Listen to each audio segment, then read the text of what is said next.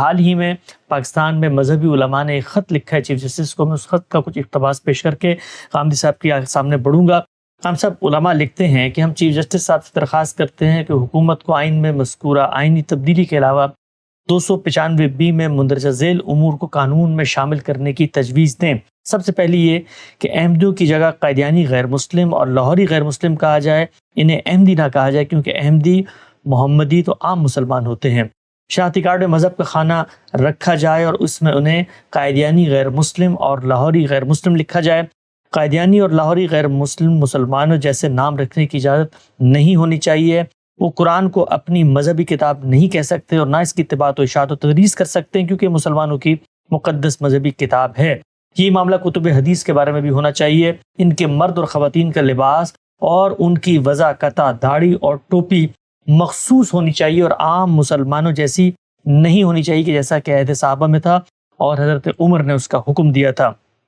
وہ اسلام کے کسی رکن مثلاً صلاۃ، صوم، زکوٰۃ، حج، جمعہ، عیدین، قربانی کو اپنی عبادت کے طور پر اختیار نہیں کر سکتے. وہ اسلام کی اصطلاحات، شاعر اسلام، اسماء اور کسی بھی ایسے مراسم کو اختیار نہیں کر سکتے جس سے وہ التباس پیدا کر سکے کہ وہ مسلمان ہیں، اور انہیں کسی بھی شکل میں خود کو مسلمان کہلانے کی اجازت نہیں ہونی چاہیے. اسی لیے یہ بھی ساتھ ساتھ ضروری ہے کہ جیسا کہ عام کفار اور ہندوؤں کے ساتھ معاملہ ہوتا ہے، ان کا معاملہ وہ نہیں ہے، بلکہ یہ مرتد اور ترک اسلام کے مجرم ہے. لہٰذا مسلمانوں سے ان کے شاعر، مقدسات، عبادات، اصطلاحات، رسوم و رواج سے الگ کرنا اور متمیز ہونا ہر سطح پر ضروری ہے. ہم سب گزشتہ دنوں سپریم کورٹ میں اس کیس کی سماعت بھی ہوئی اور ایک معروف عالم مولانا عمار خان ناصر نے جس وقت اپنی رائے دینے کا اظہار کرنے کی کوشش کی تو علماء نے اس کو بھی روک دیا. سمجھنا چاہتا ہوں ٹھنڈے دل و دماغ سے، معاملات اس سے آگے بڑھ رہے ہیں جس جگہ پر پاکستان میں پہلے قائم تھے. کیا وجہ ہے، کیا انسیکیورٹی ہے اور کیا کوئی مثبت حل بھی ہے اس مسئلے کا؟ یہ ناگزیر تھا. ہم جب ریاست کی سطح پر یہ طے کرنے کے لیے بیٹھ جائیں گے کہ کون مسلمان ہے، کون کافر ہے، کس کو ہم نے مسلمان ماننا ہے، کس کو نہیں ماننا، تو اس کا یہی نتیجہ نکلے گا. اسی وجہ سے میں نے ہمیشہ یہ توجہ دلائی ہے کہ اسلام ہم سے اس سے زیادہ کوئی مطالبہ نہیں کرتا کہ ہم بے کم و کاست اس کی شہادت دیں. چنانچہ مسلمانوں میں اگر کوئی انحراف پیدا ہوتا ہے، دین کی کوئی غلط تعبیر ہوتی ہے، دین کے کسی حکم کو سمجھنے میں ہمارے اور کسی دوسرے آدمی میں اختلاف ہو جاتا ہے، تو ہم اس کو علمی طریقے سے بیان کریں گے، اس کے دلائل دیں گے. یہ اختلاف یا انحراف اس سطح کا بھی ہو سکتا ہے کہ اس کو بڑی ضلالت قرار دیا جائے. یہ اس سطح کا بھی ہو سکتا ہے کہ اس کو کفر قرار دیا جائے. یہ اس سطح کا بھی ہو سکتا ہے کہ اس پر شرک کا یا بدعت کا حکم لگایا جائے. ہم اس چیز پر تنقید کریں گے اور اس میں کسی سے رو رعایت نہیں برتیں گے. نبوتی کے معاملے کو لے لیجئے.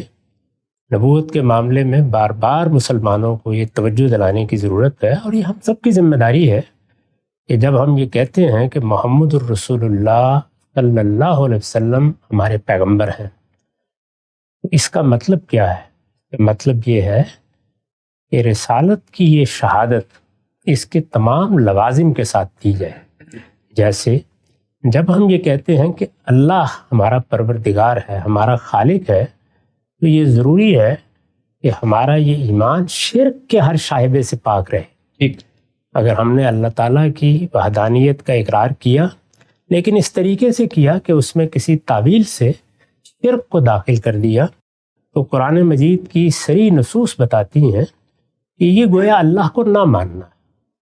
رسالت کے بارے میں بھی 3 چیزیں ضروری ہیں.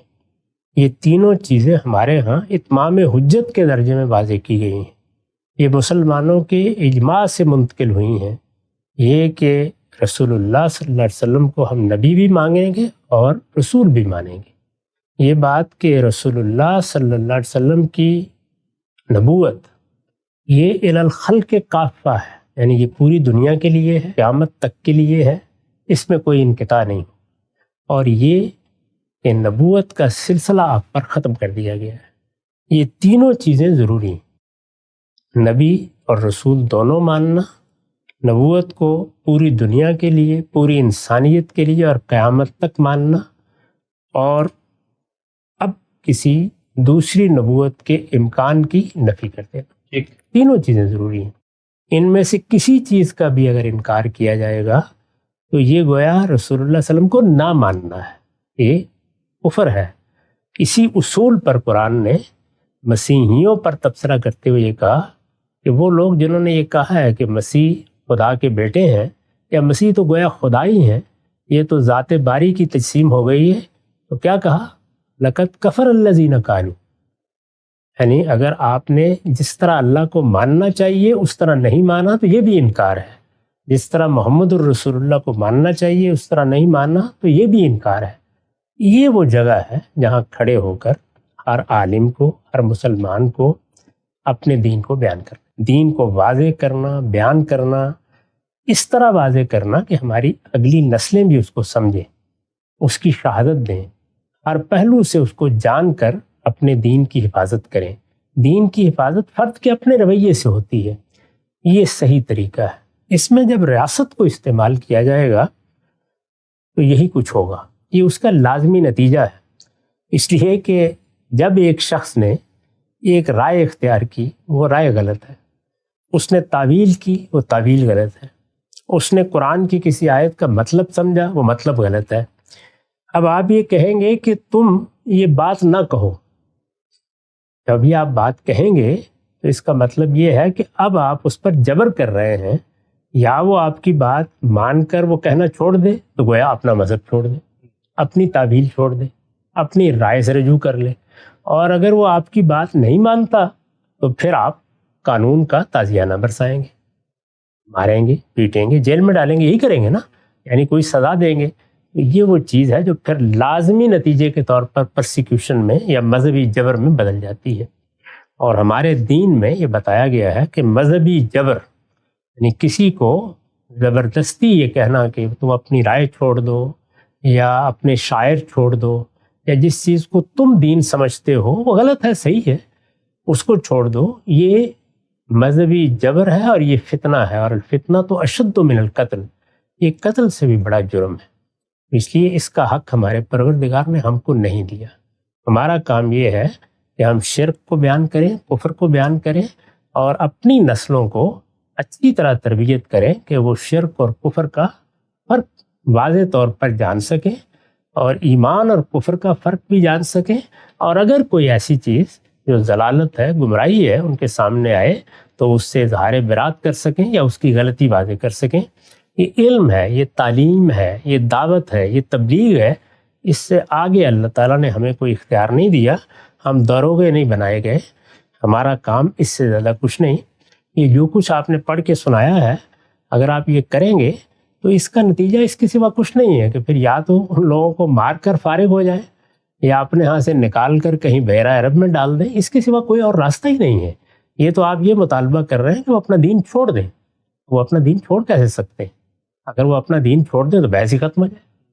تو بالکل واضح ہو گیا۔ اچھا غام صاحب یہ بتائیے گا، آخر میں یہ کہا گیا ہے علماء کی جانب سے کہ ان کا معاملہ عام کفار، عام مشرکین، عام ہندوؤں جیسا نہیں ہے، بلکہ یہ مرتد ہیں۔ اب اگر مرتد ہیں تو مرتد کی سزا خود مسلمانوں کے علم میں یہ ہے کہ ان کو قتل کر دو، تو پھر آگے بڑھ کے کہیں نا کہ جی ان سب کو واجب القتل قرار دے کے ان کی نسلوں کا زمین کے پیٹ سے صفایا کر دینا ہے۔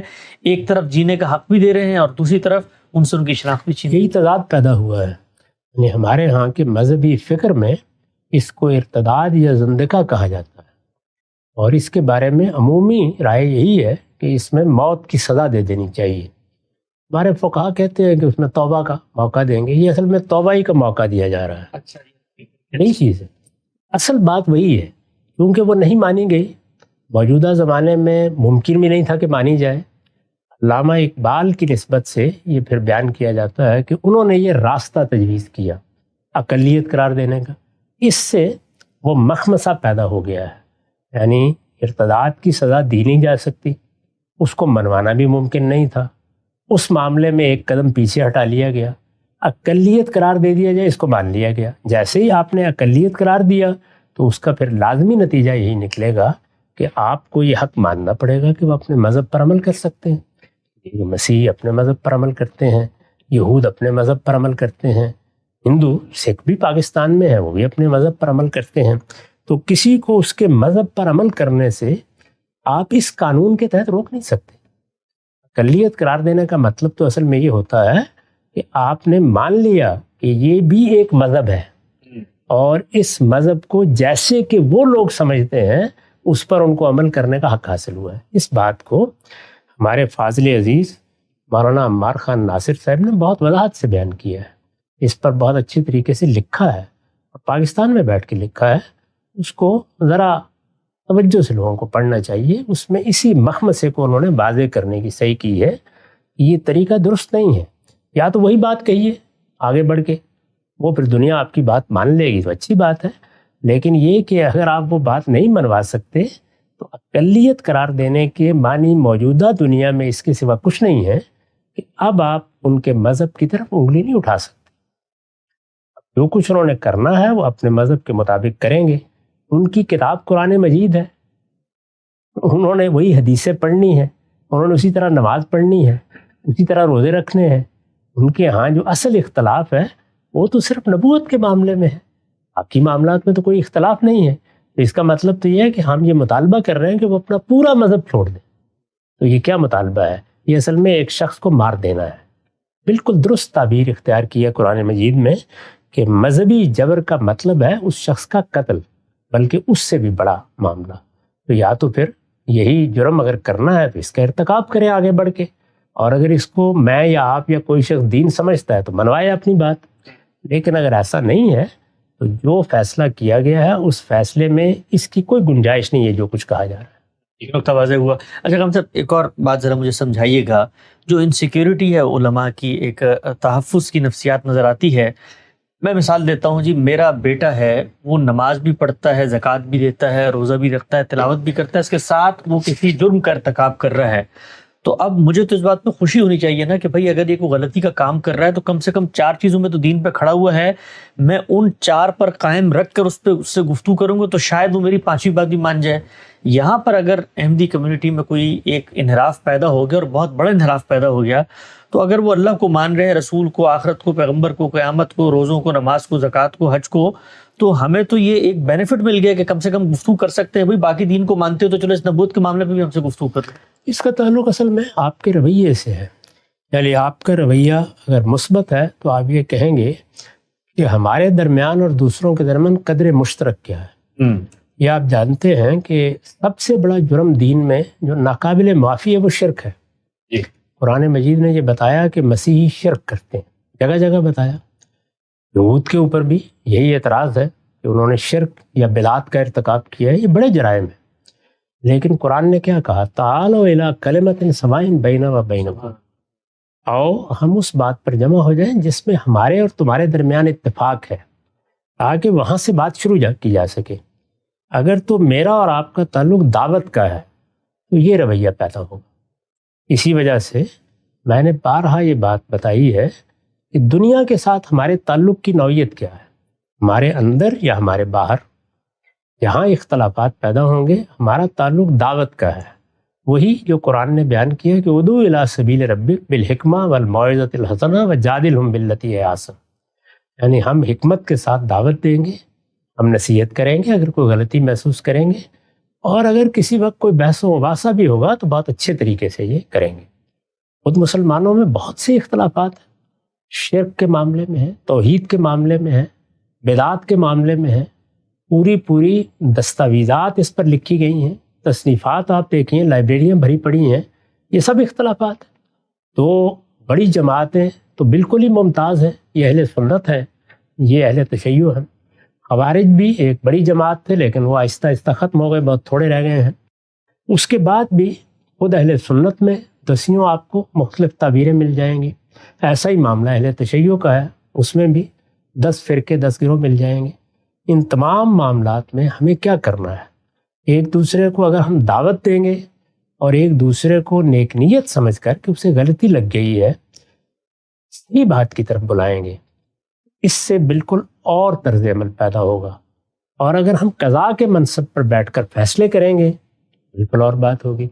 ہمارے علماء کا ذہن ایک لمبے عرصے سے قضاء کا ذہن ہے، یعنی وہ فیصلہ سناتے ہیں، اسی وجہ سے دین میں رائے دیتے ہیں تو اس کو فتویٰ کہتے ہیں، یہ ورڈک ہے۔ اور یہ کم و بیش وہی چیز ہوتی ہے جو قاضی کے ہاں سے صادر ہو جاتی ہے. جب آپ ورڈکٹ دیتے ہیں یا اس طریقے کا حکم سناتے ہیں تو پھر آپ کی خواہش یہی ہوتی ہے کہ جو کچھ آپ مان رہے ہیں وہ دوسرے پر نافذ کیا جائے. یہ نافذ کیا جائے پھر یہی نتائج پیدا کرے گا. یعنی میں اگر کہیں اقتدار حاصل کر لیتا ہوں اور میرے نزدیک یہی صحیح طریقہ ہے تو پھر میں اپنی سلطنت میں جو لوگ بھی ہوں گے ان کو بلاؤں گا اور بلا کر یہ کہوں گا کہ یار میری بات تسلیم کرو. کوئی مباحثہ کرنا ہے کر لو, کوئی تھوڑی بہت بات کرنی ہے کر لو, لیکن اس کے بعد پھر تمہاری گردن ہی ماری جائے گی. اصل یہی ہے, پہلے اس فرق کو سمجھ لیا جائے کہ کیا ہمارا تعلق دوسروں کے ساتھ قضاء کا ہے یا دعوت کا. صحیح بات وہی ہے جو ایک اخوان کے بڑے رہنما نے اپنی کتاب کے عنوان میں کہی ہے کہ نحن دعات لا قضات, ہم دائی ہیں, ہم قاضی نہیں ہیں. ہمارے علماء کا ذہن قضاء کا ہے. اس وجہ سے جب ان کے پاس یہ منصب نہیں رہا تو وہ حکومت سے مطالبہ کرتے ہیں کہ جو فیصلے انہوں نے کر رکھے ہیں ان کا حکومت نفاذ کر دے. اسی وجہ سے سپریم کورٹ سے بھی یہی مطالبہ کر رہے ہیں, درا حالے کہ موجودہ زمانے میں عدالتوں کے لیے اب یہ ممکن نہیں رہا کہ وہ قانون سازی کرنا شروع کر دیں. یہ مطالبہ تو پارلیمنٹ سے کیا جا سکتا ہے, اس سے پہلے بھی پارلیمنٹ ہی نے اس کو ایک قانون کی صورت دی. جہاں کہیں بھی یہ صورت پیدا ہوگی یہ مخمصہ اس کے نتیجے میں سامنے آ جائے گا. اس مخمصے سے آگے بڑھ کر ہمیں نجات حاصل کرنی چاہیے. اس پر کھلی بحث کریں اور یہ طے کریں کہ آپ کیا کرنا چاہتے ہیں. اگر تو آپ نے یہی راستہ اختیار کرنا ہے تو اس کا نتیجہ ہوائے رسوائی کے اور کچھ نہیں نکلے گا. اس سے دین رسوا ہوگا, دین کی دعوت رسوا ہوگی, اس سے کچھ بھی حاصل نہیں ہوگا. سیدھی صاف بات کرنی چاہیے. سیدھی صاف بات پھر آپ کے لیے یہ موقع پیدا کر دیتی ہے کہ اگر آپ درست ہیں اپنا استدلال پیش کریں اور غلط ہے تو آپ کی غلطی آپ پر واضح کی جا سکتی ہے. بالکل واضح. ہم سب آخری پہلو کی طرف بھی ذرا بتائیے گا. ہمارے ہاں کسی بھی مکتبہ فکر کے آپ عالم کے ساتھ بیٹھ جائیں وہ یہی بتائے گا کہ رسالت پاک صلی اللہ علیہ وسلم نے فرمایا کہ میری امت میں 73 فرقے ہوں گے, ایک جنت میں جائے گا باقی سب جہنم میں جائیں گے. وہ ایک کون سا ہے؟ وہ کہے گا جی وہ ایک ہمارا ہی فرقہ ہے. یہ جتنے لوگ علماء آپس میں مل کے اس وقت ایک مذہبی نقطہ نظر کے خلاف پرسیکیوشن کی بات کر رہے ہیں, خود آپس میں ایک دوسرے کے بارے میں ان کی رائے یہ ہے کہ بھائی یہ تو دائرہ اسلام سے خارج ہیں. ہم بچپن سے نعرے سنتے چلے آئے, اس پہ بھی قانون سازی کی کوشش کی گئی کہ کافر کافر, شیعہ کافر, جو نہ مانے وہ بھی کافر. تو اگر آج ان کو کریں گے تو کل مطالبہ ہوگا کہ شیعوں کو کریں, شیعہ مطالبہ کریں گے, سنیوں کو کریں, سنی مطالبہ کریں گے, ان کے اندر جو ہے وہ جو مماتیوں کو کریں. تو اس سلسلہ رکے گا کہاں پر؟ اسی لیے میں نے تو ایک اصولی رائے دے دی ہے. ظاہر ہے کہ جب اس طرح کی رائے عام آراء سے ہٹ کے دی جاتی ہے تو پہلے مرحلے میں تو رد عملی کا سامنا کرنا پڑتا ہے. لیکن میرا احساس ہے کہ اب جو کچھ ان لوگوں نے اس سے پہلے لوگوں سے منوایا ہے اس کے نتائج سامنے آنا شروع ہو گئے ہیں. زیادہ دیر نہیں گزرے گی کہ لوگوں کی سمجھ میں میری بات آ جائے گی. یہ ریاست سے متعلق چیزیں نہیں ہیں. ریاست کو لوگوں کے شخصی معاملات میں ہرگز مداخلت نہیں کرنی چاہیے. ریاست کے لیے جو نظم طے کیا گیا ہے, خواہ وہ جمہوری ہے یا کسی جگہ آمریت ہے, استبداد ہے, اس کے حدود طے ہے. ریاست کے لیے قانون سازی دو ہی صورتوں میں ہوتی ہے. کسی کی حق تلفی ہو رہی ہے اس کا ازالہ کر دے, کسی کی جان مال آبرو کے خلاف زیادتی ہو رہی ہے اس کے لیے قانون بنا دے. لوگوں کے شخصی معاملات میں مداخلت کا حق ریاست کو نہ ہے نہ ہونا چاہیے. نہ اس طرح کے فیصلے کرنا ریاست یا حکومت یا ہماری عدالتوں کا کام ہے. یہ لوگوں کا کام ہے. غلطی یقیناً بڑی غلطی ہے, وہ کفر کے درجے کی غلطی ہے. اس کو واضح کرنے کا طریقہ کیا ہے؟ استدلال, علم, صحیح بات واضح کرنا. اور صحیح بات اسی وقت واضح کی جا سکتی ہے جب آپ خیرخواہی کے جذبے سے بات کریں. وہ ہاتھ میں بندوق پکڑ کر واضح کی نہیں جا سکتی. پیغمبر صاحب ایک نقطہ یہ بھی پیش کیا جاتا ہے کہ یہ کام ان لوگوں نے پہلے کیا ہے, احمدی حضرات نے, اور ہماری تکفیر کی ہے, اور جو مرزا صاحب کے بارے میں نظریات نہیں رکھتے ان کے بارے میں کہا وہ دائرہ اسلام سے خارج ہے. تو اگر انہوں نے غلطی کی ہے تو یہ غلطی تو خود ہمیں اہل سنت کے اندر نظر آتی ہے. بریلوی علماء نے بڑی بڑی کتابیں لکھی, علماء دیوبند کی تکفیر کی. تو اگر ایک جانب سے غلط کام ہوتا ہے تو کیا لازم دوسری جانب سے وہی کیا جانا چاہیے؟ میں تو ہر حال میں صحیح کام کرنا چاہیے, صحیح بات کرنی چاہیے, صحیح طریقہ اختیار کرنا چاہیے. کسی کا کوئی غلط رویہ, غلط اقدام, اس کا جواز نہیں بنتا کہ میں بھی غلطی کرنا شروع کر دوں. صبر کے ساتھ بات سننی چاہیے, صبر کے ساتھ اپنی بات کہنی چاہیے, حکمت کے ساتھ معاملات کو دیکھنا چاہیے, اور اس طرح کی صورت کبھی پیدا نہیں کرنی چاہیے. یہ میں عرض کر چکا ہوں کہ یہ مخمصہ ہے, اس سے یہ لوگ نہیں نکل سکتے. جب تک کہ واضح جگہ پر کھڑے ہو کے بات نہیں کریں گے. واضح جگہ پر کھڑے ہو کے بات کریں گے تو پھر ان کی غلطی سمجھانا آسان ہو جائے گا. اس وقت یہ بڑی مشکل پیدا ہوئی ہے کہ جو کچھ جدید زمانے کے طریقے ہیں ان میں اقلیتوں کے حقوق کی نوعیت کیا ہوتی ہے، ہمارا دستور کیا کہتا ہے، وہ ایک بالکل الگ چیز ہے. اور جب یہ اپنی فقہ کو اٹھا کے دیکھتے ہیں تو وہاں اگر زندیقوں کے بارے میں یا ارتداد کے بارے میں کوئی باتیں کی گئی ہیں تو وہ بالکل الگ ہیں. ان دونوں کو ملا کے یعنی قانون وہ اور اس کے نتائج یہ کسی صورت میں ممکن ہی نہیں.